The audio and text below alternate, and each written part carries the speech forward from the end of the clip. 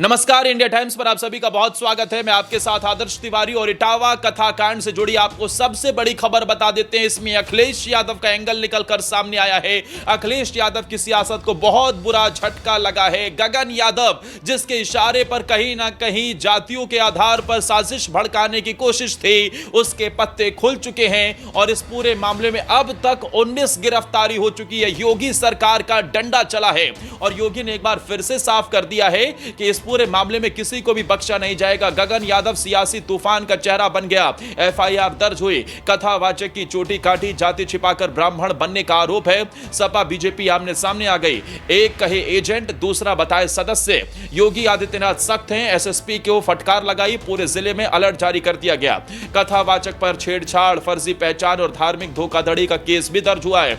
कथावाचक विवाद ने जातीय राजनीति को फिर से उबाल पर ला दिया है। इस पूरी खबर को आपको विस्तार से बताएं, लेकिन पहले आप कमेंट कर बताइए, अगर कथावाचक के साथ अभद्र व्यवहार किया गया, वो बहुत बड़ी गलती थी, उसकी सजा मिलनी चाहिए। लेकिन क्या कथावाचक को सिर्फ और सिर्फ अपने धंधे के लिए, सिर्फ पैसा कमाने के लिए अपनी जाति बदली, झूठ बोला और वो किसी और जाति से जानबूझकर ब्राह्मण बना कि कैसे वो अपना धंधा ऑपरेट कर सके? क्या वो सही था? क्या किसी भी जाति का इस तरीके से फायदा उठाना सही है?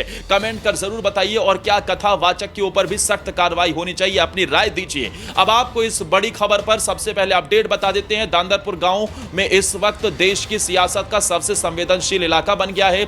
एक तरफ कथावाचकों की चोटी काटी गई, मारपीट हुई, तो दूसरी तरफ पथराव, गाड़ियों में तोड़फोड़ और सांप्रदायिक तनाव तक फैल गया। और इस पूरे घटनाक्रम में एक नाम है जो सबसे ज्यादा चर्चा में है, गगन यादव। लेकिन सवाल यह है कि यह गगन यादव कौन है और कैसे बन गया इटावा बवाल की राजनीति का केंद्र? दरअसल गगन यादव खुद को युवा नेता और इंडियन रिफॉर्मर्स ऑर्गेनाइजेशन का संस्थापक बताता है। यह संगठन भारतीय सेना में अहिर रेजिमेंट की मांग करता है और सोशल मीडिया पर गगन यादव की प्रोफाइल पर लिखा है समाजवादी विचारधारा का समर्थक, यानी कि अखिलेश यादव की विचारधारा का समर्थक। लेकिन दिलचस्प बात यह है कि वो किसी भी राजनीतिक पार्टी का आधिकारिक सदस्य नहीं है।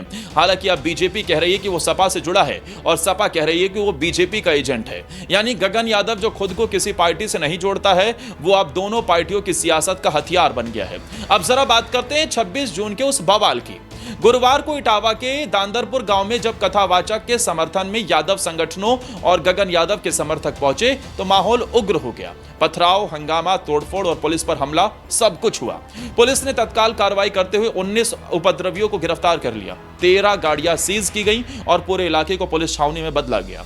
इटावा जिले में अलर्ट घोषित और संवेदनशील इलाकों में अतिरिक्त पुलिस बल की तैनाती की गई। मुख्यमंत्री योगी आदित्यनाथ ने खुद एसएसपी को फटकार लगाई और स्पष्ट निर्देश दिया कि शांति भंग करने वालों को बख्शा नहीं जाएगा।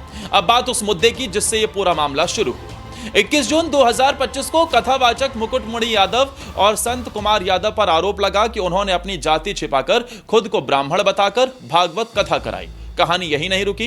कथा आयोजक जयप्रकाश तिवारी की पत्नी रेणु तिवारी ने मुकुटमणि यादव पर छेड़छाड़ और पूजा में गड़बड़ी करने का आरोप लगाया।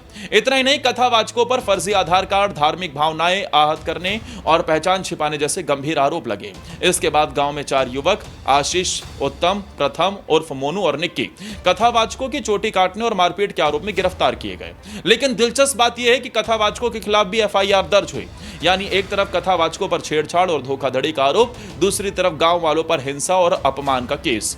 इस पूरे मामले ने अब जातीय रंग भी ले लिया था। अहिर रेजिमेंट समर्थकों और यादव संगठनों ने इसे जाति के नाम पर अपमान कहा। गगन यादव ने सोशल मीडिया पर खुलेआम ऐलान किया था कि वो दांदरपुर पहुंचेंगे और जब वो पहुंचेंगे तो विवाद ने आग भी पकड़ ली। पुलिस ने अब गगन यादव के खिलाफ भी एफआईआर दर्ज कर दी और उनके सोशल मीडिया अकाउंट्स की निगरानी भी हो रही है। या फिर वो अपने समर्थकों के साथ सिर्फ और सिर्फ हंगामा करने के मकसद से ही किसी के इशारे पर पहुंचा था। समाजवादी पार्टी ने खुद को इस प्रदर्शन से पूरी तरह अलग कर लिया है। वहीं बीजेपी नेताओं का कहना है कि गगन यादव सपा के एजेंडे पर काम कर रहा है। लेकिन सच क्या है, यह अब जांच का विषय है। बड़ी बात यह है कि इटावा, जो सपा का गढ़ माना जाता है, वहां इस तरह का जातीय तनाव और धार्मिक विवाद सिर्फ एक कथा के बहाने कैसे खड़ा हो गया? क्या यह सिर्फ कथावाचक का मामला है या इसके पीछे कोई बड़ा सियासी एजेंडा है? योगी सरकार के लिए मामला कानून व्यवस्था और धार्मिक सद्भाव दोनों की अग्नि परीक्षा बन चुका है। तो सवाल बहुत है और जवाब अभी बाकी है। लेकिन फिलहाल इतना तय है, इटावा का दांदरपुर अब सिर्फ एक गांव नहीं बल्कि यूपी की राजनीति की नई प्रयोगशाला बन चुका है। आप क्या सोचते हैं? क्या इस मामले में गगन यादव ने जातीय रंग देने की कोशिश की होगी और क्या उसका सपा से कनेक्शन है, आप भी मानते हैं? कमेंट कर अपनी राय जरूर बताएं और इस वीडियो को ज्यादा से ज्यादा शेयर भी कीजिए। साथ ही चैनल पर नए हैं तो हमारे चैनल को सब्सक्राइब करना बिल्कुल मत भूलिए।